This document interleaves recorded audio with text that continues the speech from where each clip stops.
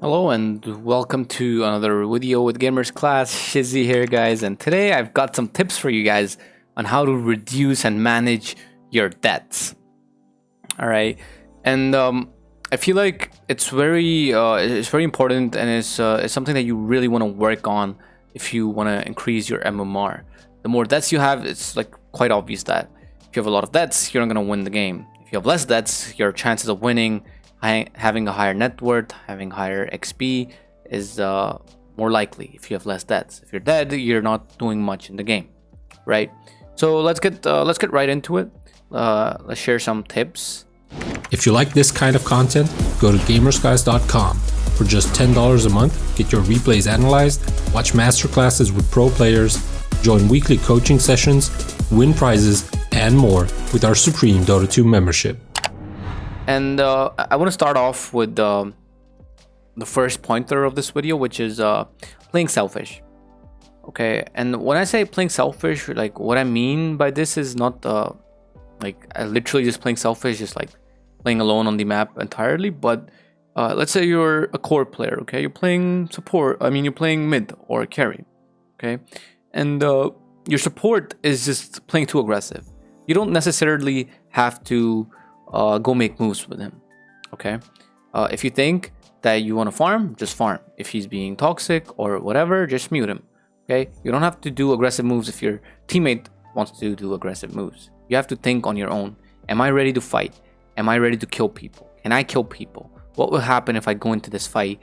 You know, like these kind of things. You have to think all of these things. How much HP do I have? The guy that I'm gonna go on, can we kill them? If I'm going into a team fight, who's gonna jump on me? Who's my biggest counter? You have to think all of these things, and like just overall, you want to play selfish, and your decision making on every pub game that you play has to be individually thought about. You don't have to. Your decision making cannot be mixed with someone else's idea of the game. So, like I said earlier, if your support says, hey, we can go Roche, but you feel like you cannot kill Roche, you should not go Roche. Because eventually what's going to happen is you're going to die at Roche, and then you're just going to be more tilted, right? So I feel like playing selfish is very important in your pubs. That does not mean you should be toxic or you should just like completely ignore your team, but you should be more aware of what your team is telling you, and you should be just making your own plays. That's what I mean by playing selfish. Going for the second pointer, which is you want to look at your HP, your items, your enemy items and their HP and their enemy movements. So if you've played Dota for a fairly long amount of time, I would say around a year or 2 years, you can just tell by the enemy's movement that he wants to kill you, or he wants to make an aggressive move, or if there's some backup coming in and they're trying to gank you, right? So normally when somebody's farming, they're just focusing on CS, right? They're just focusing on hitting creeps and they're denying creeps. But once they start moving towards you, what does that mean? They're trying to make a move on you, right? And that's what I mean when I say look at enemy movements. You want to predict if you're going to get ganked. If the enemy is trying to be way too aggressive, you can tell that a support is coming in and they want to kill you. Looking at your HP is always very important.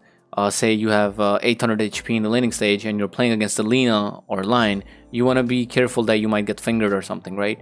So this is very important, just looking at your HP all the time and just having an idea of how much damage the enemy does and how much damage you can actually take if you have wand charges. The enemy himself has wand charges, or if the enemy has a new item, and that's why you want to look at the enemy's items and HP and their mana as well, right? So let's say the enemy has a Shadow Fiend and he just suddenly bought an Eul's, right? And you weren't looking at his items. He's just gonna run close to you, Eul's you, pop his ultimate and kill you, right? So this goes for almost every hero. And once they get their spike items, they're gonna run at you. So you want to click on heroes all the time. Every time they come in from Fog or Fog of War, or you know, they've been missing for 5 to 10 seconds and they come back into the lane, you want to click on their item and see if they called something out from the courier. That's gonna help you die less for sure. The third one is very important and is something that comes with time, and you really want to work on this one as well, which is map awareness. So what is map awareness basically, guys? Map awareness is constantly looking at the map, but people just look at the map and they're like, okay, I'm looking at the map, but what do I actually see in the map? So what you want to see in the map is who is playing where. That's the first thing, right? And you want to see who's your biggest counter. Okay, when you're playing a certain hero, you already know which hero is your biggest counter. So let's say I'm a sniper. I know my biggest counter in a game would be a Storm or a Spirit Breaker or a Spectre. They can just haunt and kill me, right? Storm can just jump me, or Spirit Breaker can just charge and kill me because I'm so weak, right? And this goes for almost every hero. You want to know which hero counters you the most. So if this hero is showing somewhere on the lane, that means you're safe. Okay. But if he's not showing on the map, or if he's showing on the map but he's somewhere close to you, you are not safe. If he's not showing on the map, he's doing two things. He's either trying to execute the gank on you, or he's jungling. Okay, and that's something you have to predict, if he's jungling or if he's trying to gank you. Okay, and that's where map awareness comes in. You have to figure it out if you're gonna get ganked, if the enemy is jungling, if they're smoking up. Another rule for map awareness, which is very, very important, guys, is to never ever show on the map yourself if the enemy have 5 heroes missing. If the enemy have 5 heroes missing, guys, they're either smoked or they're either roshing. Okay, if there's 5 to 4 heroes missing, it is highly likely that they're going rosh, they're trying to gank you, or they're smoking and they're trying to gank you, you know. But you never want to show too aggressively on the map if there's a lot of heroes missing. If the enemy heroes are showing, you can also show. It's just basically doing a mirror move with the map, right? If the enemy shows 1 core, you can also show yourself. If the enemy is showing 2 cores, you can farm even more easily. If the supports are also showing, that means you can just farm and do whatever you want. But if there's a lot of people missing, that's where you want to be a bit safe, and you got to take less risks. Coming to the 4th pointer, guys, risk management. Okay, and this is very important, and this is something that again comes with time.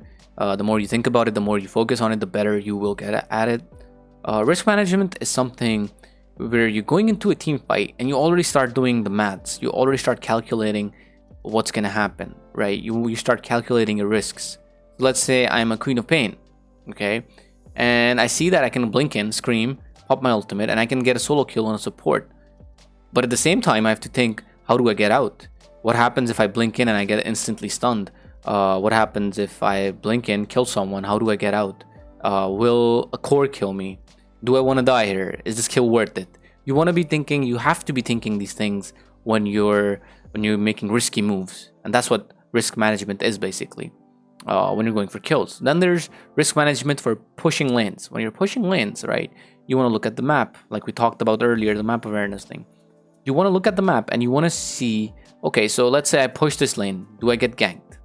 Okay, is my hero strong and fast enough to push out a wave entirely and not die so fast? So say you're a Shadow Fiend, right? All you're going to do is you're just going to use 2 raises and the creep wave is going to push, right? So it's much easier. But let's say you're a Faceless Void. It's very hard to push out the wave, right? Because you have to right click the entire creep wave. Okay, and that gives like 5 to 6 seconds for the enemy to make a move on you, right? So you want to calculate this as well. How much time does it take me to kill a creep wave, and how much time will the enemy take to actually just run at me, right? So that's also another thing that you want to manage when it comes to risky pushing or getting risky kills, or even going for risky rosh. So how does a risky rosh work?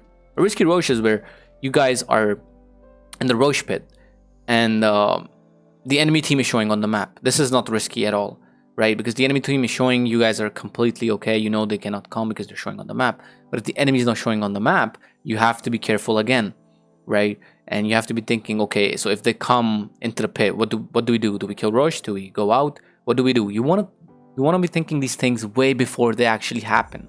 Dota is a game where there's like, in a team fight, there's like 100 different possibilities of things happening. But a good Dota player can already predict these possibilities way before they happen, right? And the more you play it, the better you get at it. And you just wanna constantly think about these plays, I believe. So that's basically risk management, and I think it's probably the most important pointer in this entire video. I believe it's very, very important. The more you think about it, the better you will get at it. And the fifth one, which is also equally as important, slightly boring, I would say, slightly boring. Of course, it is the truth. I've personally experienced it, but it is very important, which is watching your replays and fast forwarding to your deaths. Okay, so Dota is a game that is very repetitive. Okay, it repeats itself non-stop. Okay, you will see this happening all the time.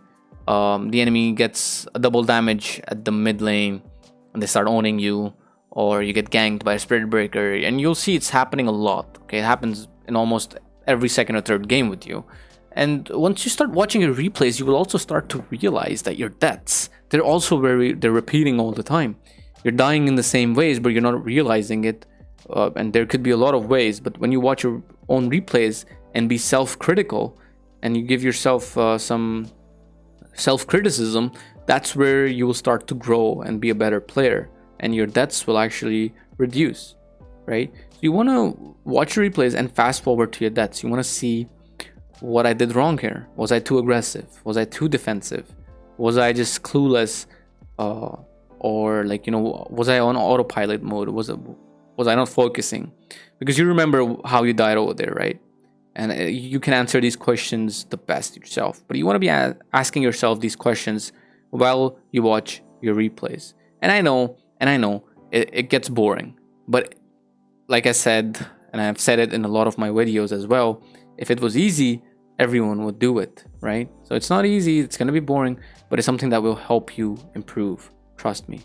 It's something that I've personally done as well. I just watch my own replays, then I watch Miracle's replays, and I see, okay, so this is how this guy is managing his deaths as a mid laner. Okay, so this is what I have to do, and it significantly helped me increase my MMR. And I assure you guys, it will help you guys as well. I think that's pretty much it for this video, guys. That's 5 tips for reducing deaths and managing your deaths. And I believe this will actually help you increase your ranks and your MMR. If you have any other questions regarding to the video or me, let me know in the Discord chat and I'll gladly answer them, guys. Thanks for watching. I'll see you guys in the next video.